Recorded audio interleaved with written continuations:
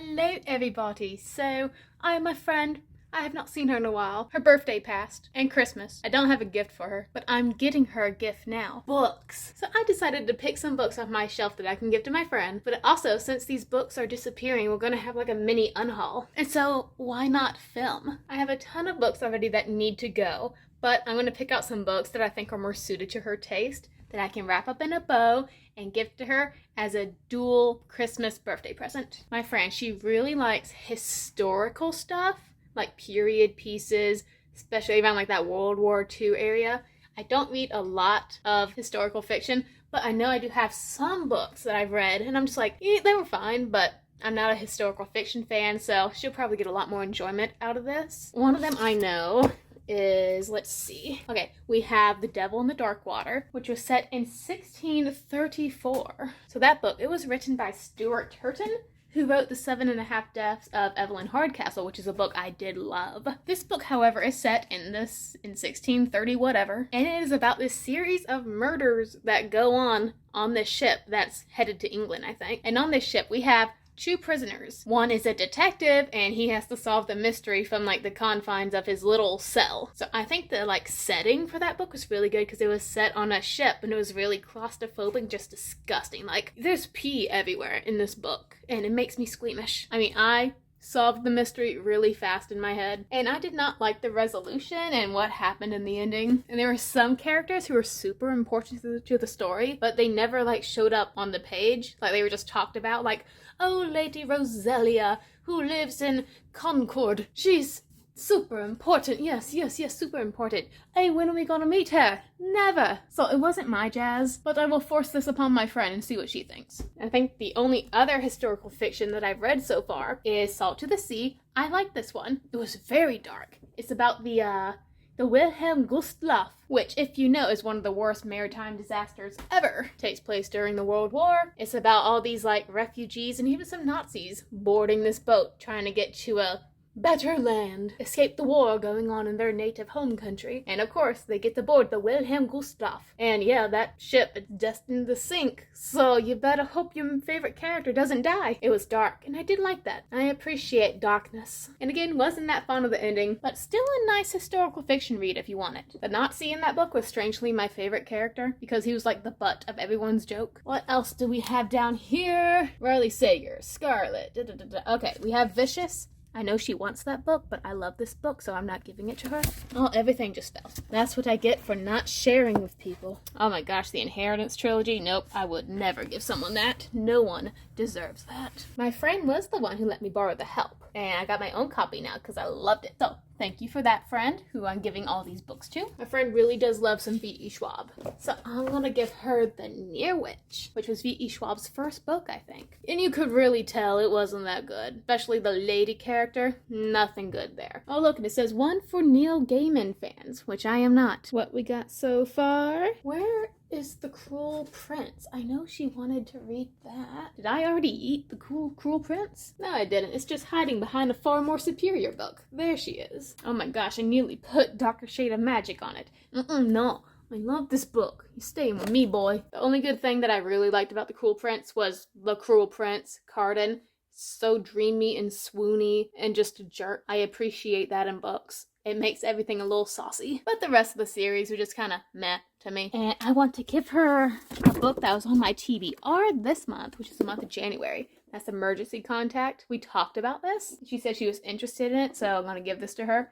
I read it. Well, no, I DNF'd it. It was just too cute for me. I don't think I'm a contemporary reader. I need something dark, preferably with a demon or a serial killer. This one was just too cute. And also the whole like premise of Emergency Contact is like, you know, texting people, texting the one you love. But I found their text message conversations just so boring. So then I swapped out Emergency Contact for a book about a serial killer stalker. And I enjoyed that one greatly. Is there anything else on these shelves that I could give her? Nope. Oh no, my flowers, she fell. I really like, you know, pressing flowers. I need to come back and fix all this stuff later. It's a mess. Okay, so far I got her 5 books. Oh my gosh, I am such a good friend. Name a friend who gives you 5 books. Name one right now. Moving on to the black shelf. Nearly as black as my heart. I usually stuff the books I don't want to keep behind books I love. Kind of like a Russian doll, except the good stuff is on the outside. And the deeper you go into the Russian doll, the worse it gets. There it is. I know she wants that. Night Circus. I was really hyped to read this, but then I read it and I was no longer hyped. By the way, this thing is heavy. It's such a cute cover. Like, I love the cover. But, you know, I thought it was going to be like a dueling tournament thing against 2 amazing, powerful rivals. But it was more like, oh, who could build the burst? Who could build the burst? Who could build the best, like, circus exhibit? And that's it. Nearly dropped it. And of course, there was romance and stuff like that. And I'm screaming at the pages like, where's the fighting? There was no fighting. I mean, sure, it was really atmospheric, but like I said, I don't like too much cuteness, except on webtoons. I'm weeding. Am I on weed? Can one be on weed? Or is that meth? Why are all these questions coming to me now? Maybe I am on the weed. I forgot what I was saying. Now I'm just thinking about weed. It has something to do with that. Curse you, book. Curse you, magical realism. You distract me from what's going on. It was very atmospheric, but like I said before, it was too cute and I needed tension. I did not get my daily dose of tension. Okay, 6 Crows. She wants to read that, but again, I'm not giving it to her. It's mine. Does anyone else have trust issues about borrowing or lending books? Especially books you love, because that's all me right there. Let's see. Invisible Life of Addie LaRue.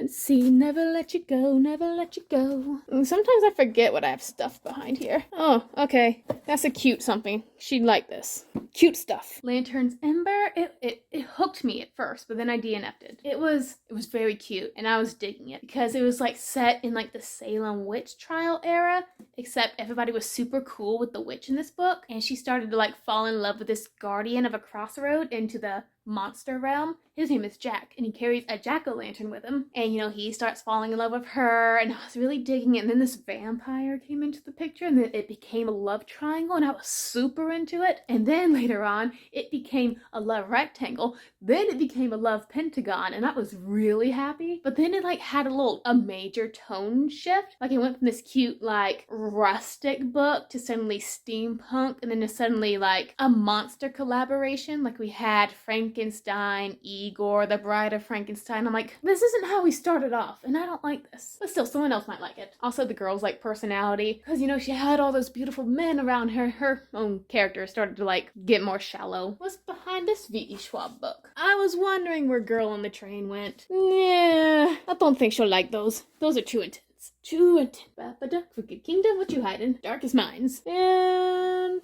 okay, I think that's all. Behold the bounty of stuff I did not like and I'm going to give my friend. We have a detective on the high seas. Fake magical dueling. 2 cute couples who are too cute. Sexy fairies. Sexy jack-o'-lanterns. Sexy witch boy. I like the sexy witch boy. Nazis on a big boat. Okay, so that's what we got, yo. I am the best of the best friends. Was this the most detailed unhaul? No, but it was severely satisfying for me because I got all this new shelf space. That means I can organize stuff later. And I love organizing stuff. It's so chilling and mellow. And now I need to go find a fancy bow so I can like wrap this stuff up in. And so I will talk to you guys later. Until then, stay reading, my friends. Especially my other friend, my first subscriber, that beautiful Norwegian man who is a woman. It's an inside joke. She's gonna stay reading because I'm gonna throw these books in her face the second I see her again. Bye, y'all.